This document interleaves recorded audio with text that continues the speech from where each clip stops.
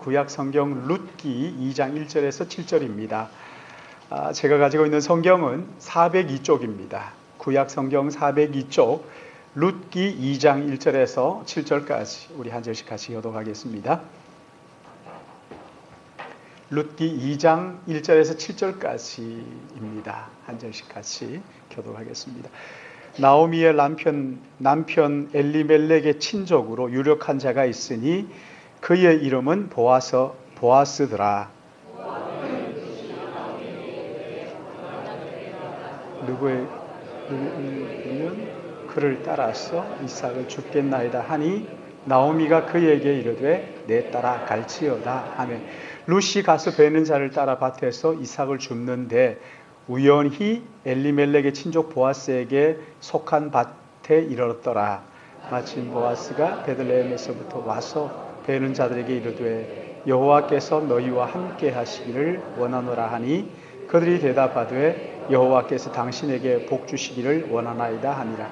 보아스가 베는 자들을 거느린 사환에게 이르되 이는 누구의 소녀냐 하니 베는 자들이 거느린 사환에 대답하여 이르되 이는 나오미와 함께 모압 지방에서 돌아온 모압 소녀인데, 같이 봅니다.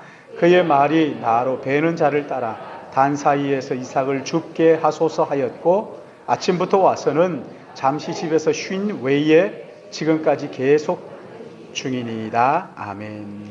우리 같이 기도하겠습니다.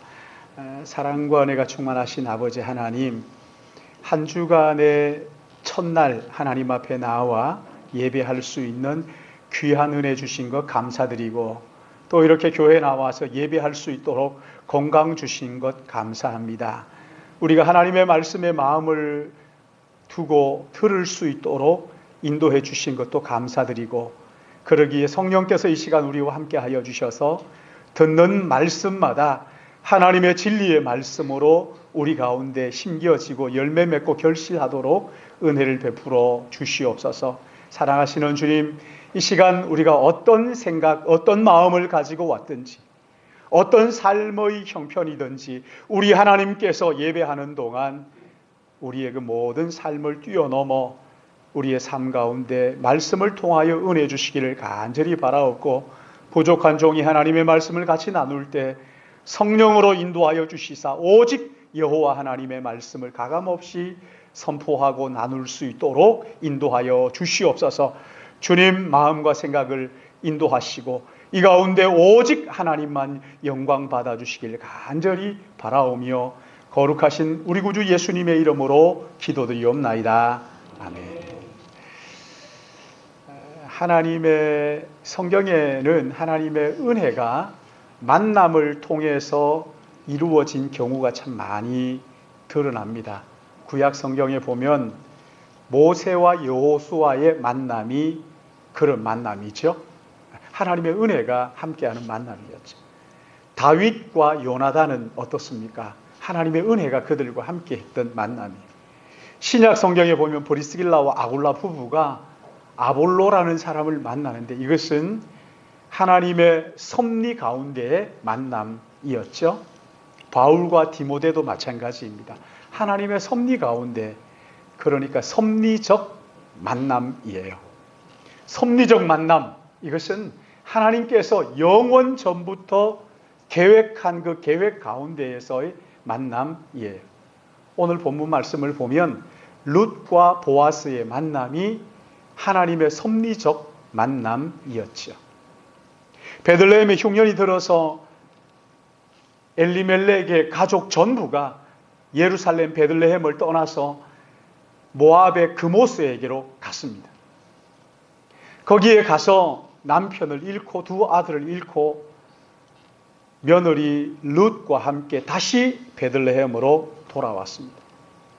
먹고 살아야 하겠는지라 며느리 룻이 시어머니 나오미에게 이야기하죠. 내가 가서 들에 가서 보리삭을 좀 주워 오겠습니다. 나오미가 허락을 합니다. 따라갈지어다. 여러분, 이 시어머니가 외국인 며느리가 보리밭에 가서 이삭을 줍는다고 할 때 보내는 그 마음이 어땠을까요? 그런데 여기 2절 말씀에 보면 모압 여인 룻이 나오미에게 이르되 원하건대 내가 밭으로 나가서 내가 누구에게 은혜를 입으면, 그러니까 하나님의 은혜를 바라고 지금 보리밭으로 이삭을 죽기 위해서 나간 것이지. 그런데 3절에 이렇게 말씀합니다. 우리 3절 같이 읽을까요? 시작. 룻이 가서 베는 자를 따라 밭에서 이삭을 줍는데 우연히 엘리멜렉의 친족 보아스에게 속한 밭에 이르렀다. 여기 보면 우연히 보아스의 밭에 이르렀다, 이렇게 말합니다. 여러분, 우연이 뭡니까? 우연이라는 말은요, 어떤 일이 뜻하지 않았는데 저절로 일어나는 일을 일컬어서 우연이라고 말하죠. 그런데 성경에서 이런 우연이라는 게 정말 일어납니까? 여기 성경이 말하는 우연이라는 것은 그런 의미가 아니지요. 성경에서 말하는 우연이라는 말은요, 그 일이 딱 맞아 떨어졌다 하는 의미가 우연이에요. 그러니까 뜻하지 않았는데, 생각하지 않았는데 저절로 일어났다 하는 것이 아니라 그 일이 딱 맞아 떨어졌다 하는, 여기에서 우연, 이렇게 말하는 거죠. 그러니까 예수 믿는 사람들에게는 우연이란 없는 것이지. 여기서 말하는 우연하는 이 말은요, 룻이 보아스를 만나려고 계획하고 그의 밭으로 간 것이 아니라는 것을 강조하기 위해서 우연이라는 말을 사용한 것이지, 저절로 일이 이루어졌다, 그것은 아니지요.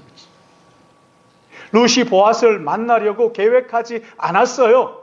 그러나 룻은 계획하지 않았지만 하나님께서는 이미 영원 전부터 철저하게 그 만남을 섭리하셨다 하는 것이지. 룻의 입장에서는 우연 맞아요. 그러나 하나님의 입장에서 볼 때에는 섭리였죠. 하나님의 은혜였어요. 나오미와 룻은 계획하지 않았지만, 기대하지 않았지만 하나님께서는 이미 룻과 보아스의 만남을 사전에 계획하시고 치밀하게 준비해 오셨다는 거예요. 그리고 룻은 은혜를 바라고 밭으로 나갔던 것이지. 사랑하는 여러분, 우리는 우리에게 정말 필요한 것이 무엇인지 모를 때가 참 많이 있어요. 그래서 필요 없는 것을 구하기도 하고 또 필요한 것을 구하지 않기도 하고 이렇게 하죠. 그러나 하나님께서는 진짜 우리에게 필요한 것이 무엇인지를 미리 아시기 때문에 치밀하게 준비하고 누구를 만날 것인가를 하나님 그렇게 인도하시는 것을 믿으시기 바랍니다. 하나님 치밀하게 준비하시는 거예요. 언제 무엇이 내게 얼마나 필요한지 솔직히 여러분 다 모를 때가 더 많잖아요. 내가 꼭 필요한 줄 알고 그렇게 구했지만 하나님께서는 아직 때가 아니다, 이렇게 말씀하실 때도 있고요. 또 하나님, 나는 라헬을 사랑합니다, 그렇게 말하는데 하나님께서 레아를 야고보의 인생에 쑥 집어넣어 주기도 하시는 것이지. 우리는 몰라요. 왜 언제 이렇게 하는지 모르지만 하나님께서는 우리를 아시기 때문에 언제 어떤 일이 무엇이 필요한지를 아시고 그 때를 위하여 하나님께서 예비하시는 분이시란 말이죠.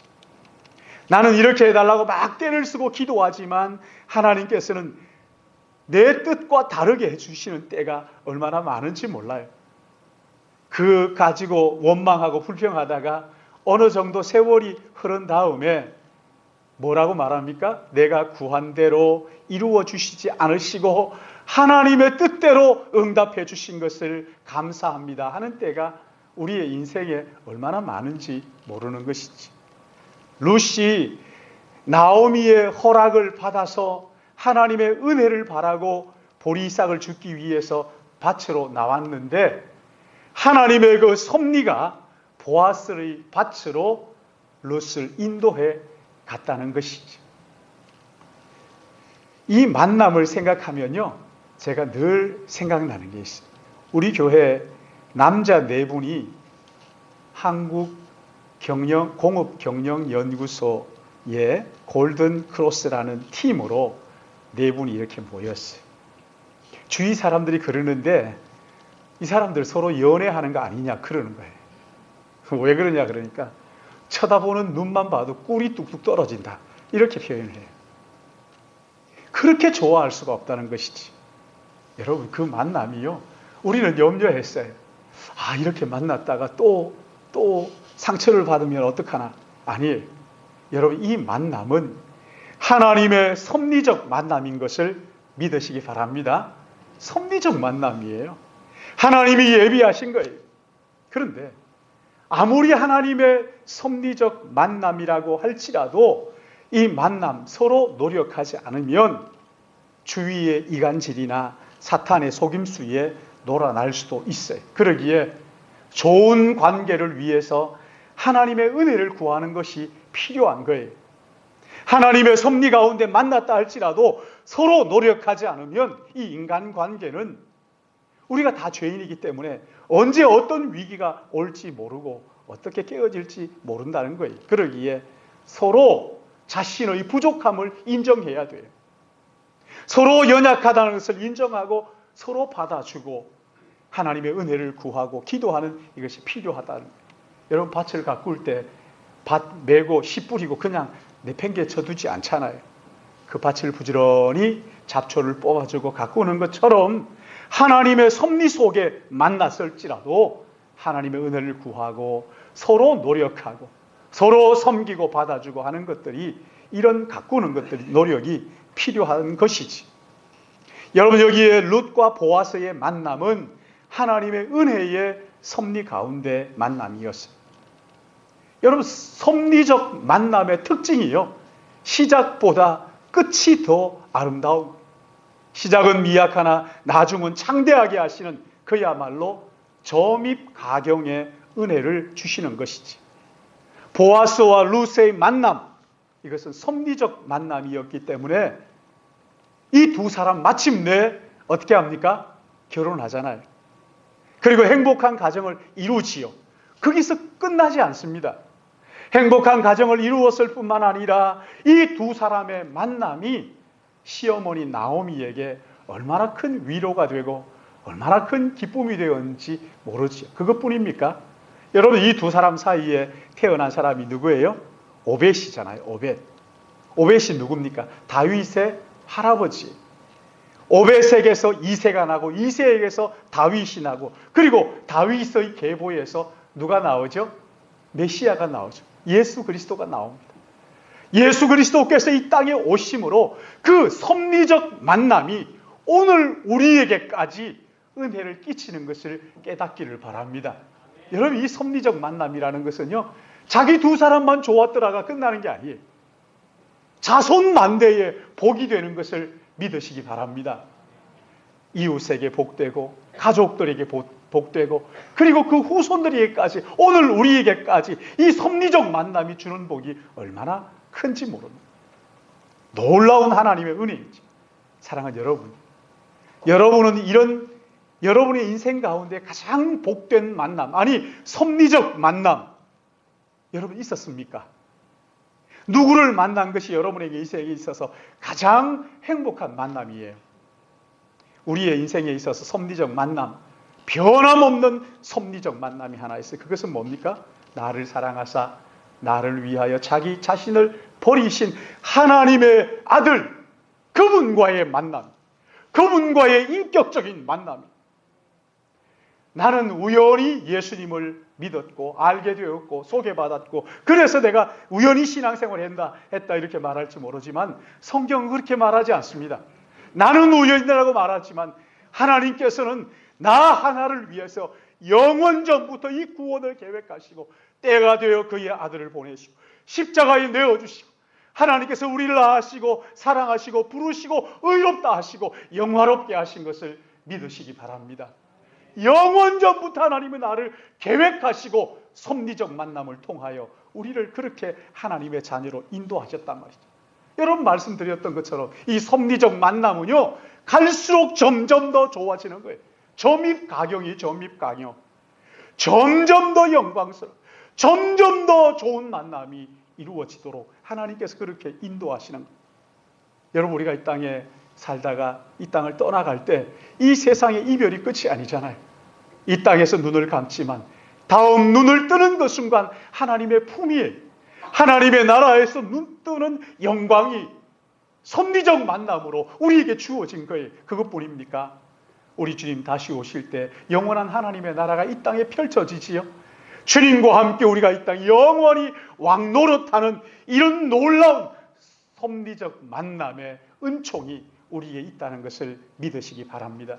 그러기에 우리의 인생이 하나님의 아들 예수 그리스도를 만나는 것보다 더 영광스러운 섭리적 만남은 없는 거예요.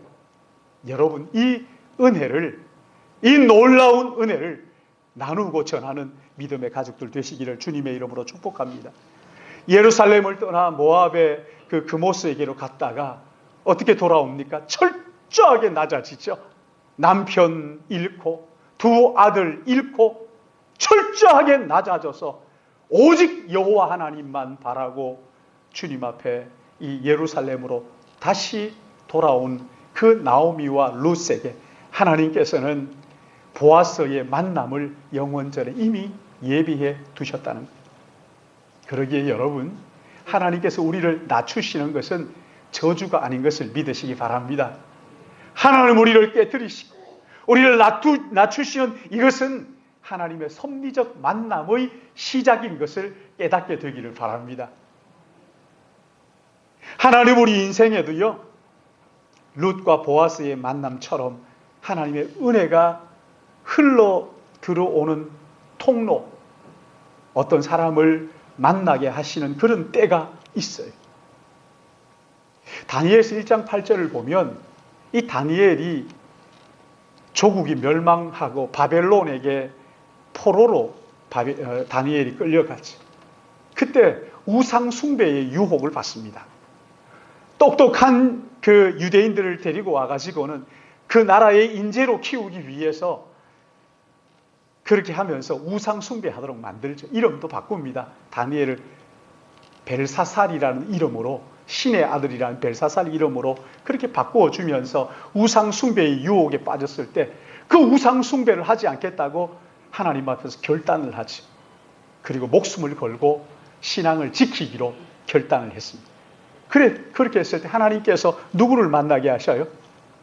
황관장을 만나서 그 황관장의 은혜와 긍휼을 얻도록 하나님께서 섭리적 만남을 다니엘에게 허락해 주시는 것. 놀라운 은혜이지. 그런가 하면 바울이 빌립보에서 복음을 전하려고 갔다가 거기에는 회당이 없어서 강가로 가서 거기에서 하나님의 말씀을 전하는데 거기에 누가 있으냐면 자주장수, 그러니까 원단 무역을 하는 루디아라는 여자가 거기에 있다가 바울의 말을 들었는데, 바울의 말을 들었을 때 하나님께서 루디아의 마음을 열어주셔서 루디아와 바울의 섭리적 만남이 거기에서 이루어지는 것을 볼 수가 있습니다. 섭리적 만남. 사랑하는 여러분, 하나님의 섭리적 만남, 여러분에게 있어서 어떤 만남입니까? 무엇이 하나님의 섭리적 만남입니까? 여러분, 이 하나님의 은혜가 없이는 하나님의 섭리적 만남은 어림없는 일입니다. 내가 내 마음대로 살고 내 능력대로 살고 내가 내 능력 가지고 하는 모든 것들을 다 내려놓으시고 하나님 앞에 철저하게 내려놓고 하나님의 은혜와 긍휼 통로인 이 섭리적 만남, 하나님의 이 은혜, 하나님의 은혜를 구하는 여러분 되시기를 주님의 이름으로 축복합니다. 여러분, 이 섭리적 만남, 이것은요, 나의 수고만 가지고 되는 것이 아니에요. 나의 수고가 전혀 필요 없는 것은 아니지만, 그러나 하나님의 은혜가 먼저예요. 하나님의 은혜를 부어주셔야 이 섭리적 만남이 가능하고 그 후에 순종이 따르는 거예요. 그러기에 하나님의 은혜를 바로 알기 전까지는 진정한 순종이나 섭리적 만남이 이루어지지 않는 것이죠. 그래서 우리 교회에서는요, 하나님의 은혜를 깨닫기 전에는 무슨 일을 하겠다고 나서지 않는 거예요. 하나님의 은혜를 뭔지 모르는데 큰 나서서 그렇게 할 일이 아니라는 거죠. 반대로 하나님의 은혜를 깨달았다면 온 마음을 다하여 수고하고 섬기지 않으면 또 안 되는 거잖아요. 여러분, 순종이라는 것은요, 억지로 강요한다고 되는 거 아니고요. 강요해서 순종한다고 하면 그거 하나님께서 순종해도 안 했다고 말씀하시는 거예요. 은혜를 모르고 수고하는 모든 것들은 아무것도 아니에요. 하나님의 은혜가 뭔지 알고, 은혜가 뭔지 아는 사람이 기쁨으로 섬기게 될 때, 그때 하나님께서 기뻐하시는 거예요. 여러분, 하나님의 은혜가 뭔지 알게 되면 섭리적 만남이 영원 전부터 이루어졌다는 하나님의 은혜라는 것을 깨닫게 되는 그 순간에 가슴에 불이 생기는 거예요. 섬기지 않고는 견딜 수 없는 그런 마음. 그러기에 여러분, 우리에게 있어서 섭리적 만남의 은혜가 먼저라는 거예요. 율법에도 보시면은 무엇을 하라 하지 말라 하는 법이 있잖아요. 여러분, 그 법이 다가 아니잖아요. 법 위에 뭐가 있어요? 법 위에 뭐가 있냐? 법 위에 권력이 있다고 이렇게. 법 위에 법 정신이 있어요. 그 법을 만든 정신이 그 속에 있는 거죠. 여러분, 율법에는요, 추수할 때 반드시 나그네와 고아와 과부를 위해서, 그러니까 사회적 약자를 위해서 일정 부분을 떨어뜨려 두라고 말씀을 합니다. 이게 법이에요. 이게 율법이에요. 추수를 할 때 벼를 그냥 한 톨도 남김없이 싹 다 가져갈 것이 아니라 귀퉁이 부분에 좀 남겨두라는 거예요. 떨어진 거 주지 말라는 거예요. 좀 흘려두라는 거예요. 왜? 고아와 나그네와 사회적 약자를 위해서 그렇게 좀 흘려두라는 거죠. 포도 수확을 할 때에도 하나도 남기지 않고 깨끗하게 그렇게 따지 말고 떨어지면 좀 그거 떨어뜨려 놓고 좀 나무에도 좀 달아 놓으라는 거예요. 왜? 어려운 이웃들이 와서 나그네와 거류민들과 이 사람들을 위해서 그냥 남겨도 그거 좀 거두어 가서 먹도록. 그러니까 여러분, 이 율법이요, 율법이 그 율법 안에는 율법 법정신이 뭐냐면 은혜라는 거예요. 은혜, 사랑이라는 거예요.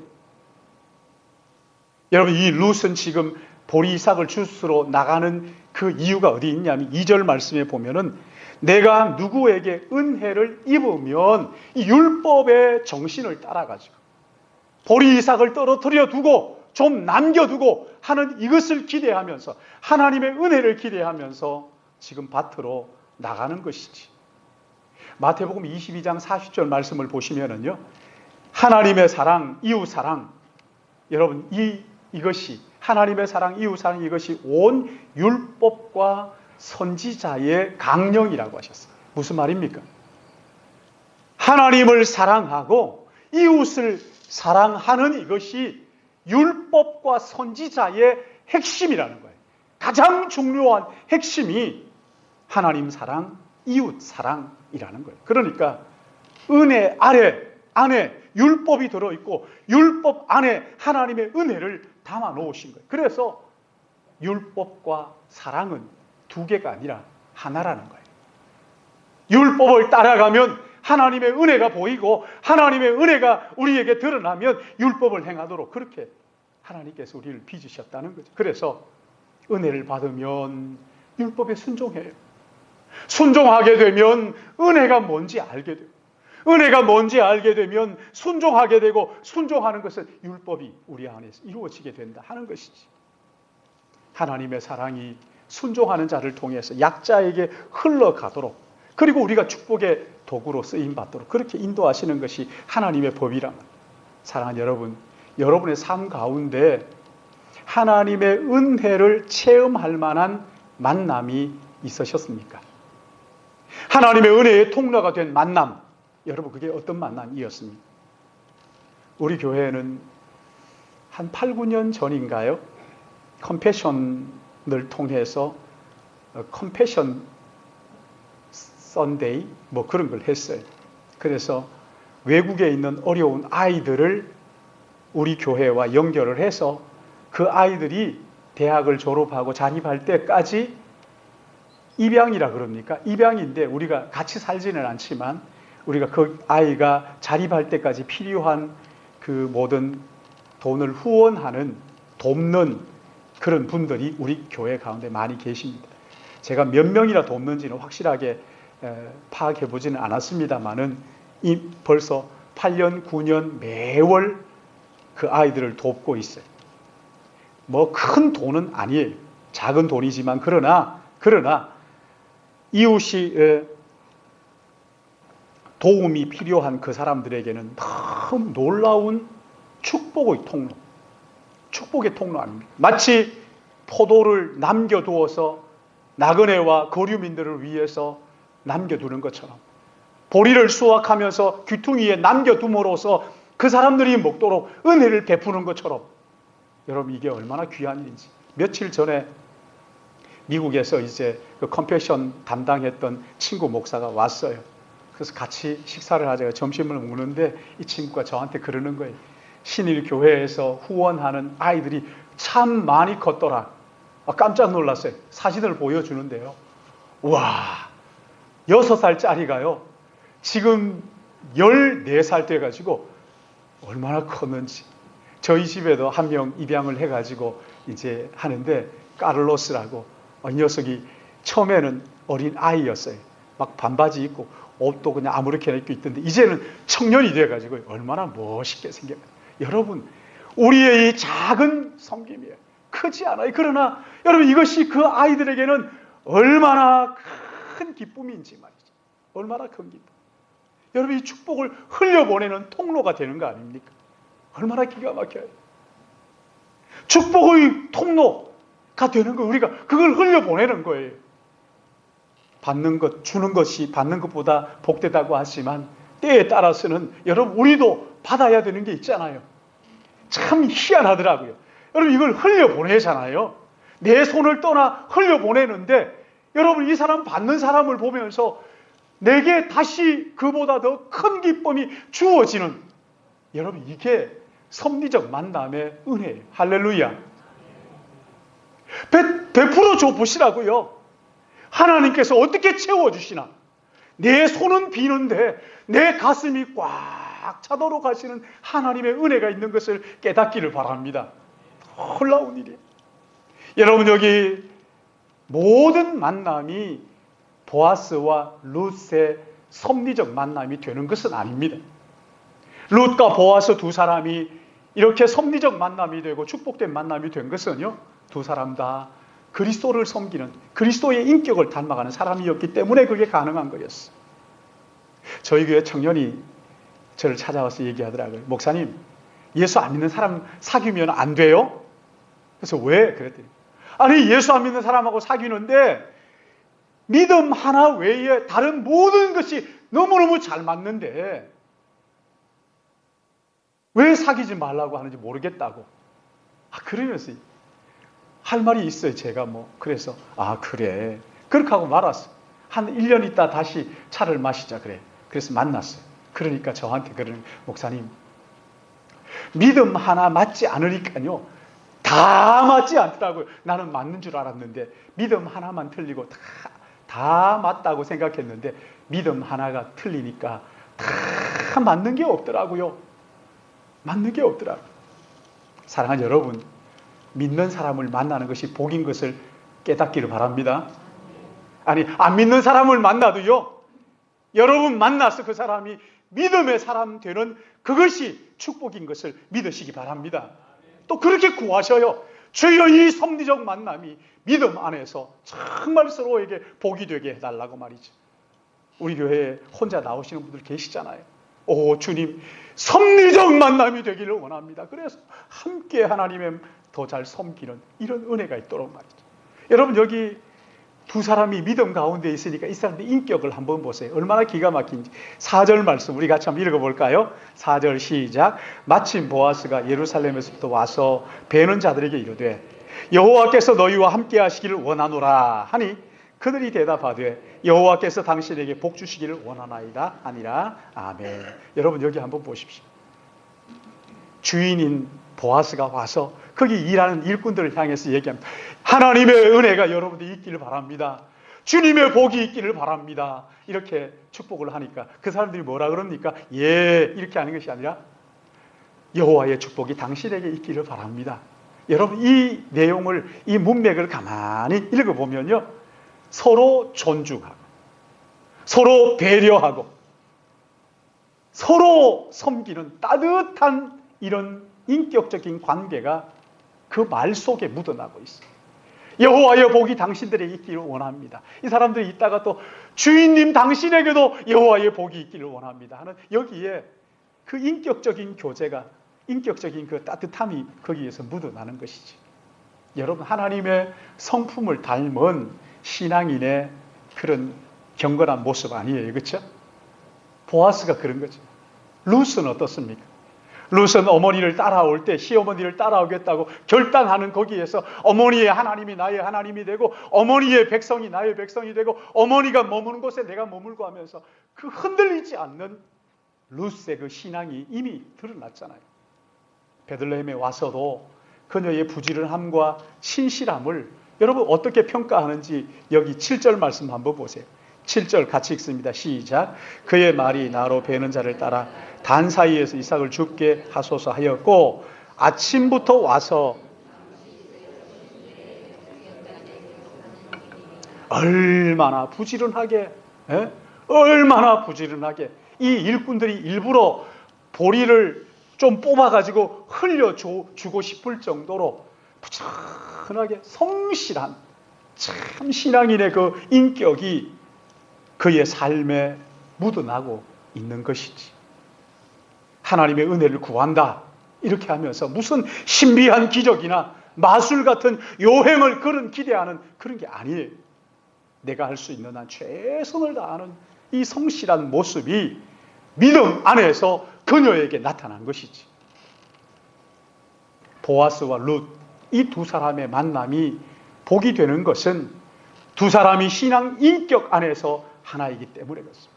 신앙 인격이 그 삶의 자리에 그대로 묻어났기 때문에 믿음 따로 삶 따로가 아니라 그의 신앙이 교회에서의 모습이 삶에서 그대로 드러나는 거예요. 어떤 사람들 보면은 교회에서는 막 거룩한 척 하는 것 같은데 삶의 자리에 가면 정말 눈을 감고 싶고 귀를 막고 싶어요. 안 보고 싶어요. 그러나 오늘 여기 보아스와 룻 두 사람은요, 신앙의 모습이 그의 삶의 현장에 그대로 그 관계 속에서 그대로 나타나고 있는 거죠. 성실하고 부지런하고 따뜻하고 하는 인격으로 그대로 나타나는 것이지. 여러분, 이래서 이 두 사람이 복이 된 거죠. 이 만남, 섭리적 만남이 복이 되는 거예요. 여러분, 이 섭리적 만남이라고 해서 저절로 그냥 되는 것 아닙니다. 서로 가꾸고 노력해야 돼요. 사랑하는 여러분 가운데 이 섭리적 만남이 필요한 분들 계시잖아요. 특별히 우리 젊은이들 말이죠. 주여, 섭리적 만남을 달라고. 여러분 간구하고 기도해요. 제발 좀 기도해요. 아직 내 섭리적 만남이 없다 하면 우리는 우연이라고 말할지 모르겠지만 하나님께서는 영원전에 예비하신 그 만남 말이죠. 키가 얼마고 돈이 얼마고 이딴 거 하지 말고 제발 좀. 그건 세속적인, 그게 무슨 신앙입니까? 그건 신앙이 아니에요. 하나님 앞에 맡기고 섭리적 만남을 주십시오. 이미 만남이 있는 분들은요, 섭리적 만남이 되게 해달라고, 섭리적 만남이 드러나게 하여 주시옵소서 하나님 앞에 좀 구하고 찾고 두드리시기를 주님의 이름으로 축원합니다. 그리하여서 룻과 보아스의 만남 같은 이 섭리적 만남이, 이 만남의 은혜가 우리 교회 안에 충만하기를, 우리 교회 안에서 흘러 넘쳐서 이웃에게 복이 되는 그런 은혜가 있기를 예수님의 이름으로 축복합니다. 이 말씀을 마음에 담고 제가 이제 한참 생각해서 제가 하도 웃어서 말씀을 드려요. 생각하면서 기도하는 마음으로 오늘 설교를 찬양을 하나 하고 마쳐야 되겠다. 같이 정말 마음을 다해서 기도하는 마음으로 찬양을 해야 되겠다 하니까 이제 일부에는 반주자가 와서 여기 앉으시더라고요. 제가 하지 말라고, 그럴 필요 없다고. 왜냐하면 어떤 찬양을 드릴까, 만남에 대해서. 근데 한 가지 제 마음속에 딱 떠오르는 게 있었어요. 그게 뭐냐면요, 여러분 떠오르는 게 있어요? 우리 만남. 그랬어요. 혼자 앉아서 희죽희죽 웃다가 이게 찬송인가? 오늘 그냥 기도하고 말씀을 마무리하도록 우리 같이 기도하겠습니다. 사랑하시는 아버지 하나님, 우리는 우연히 만났다고 하지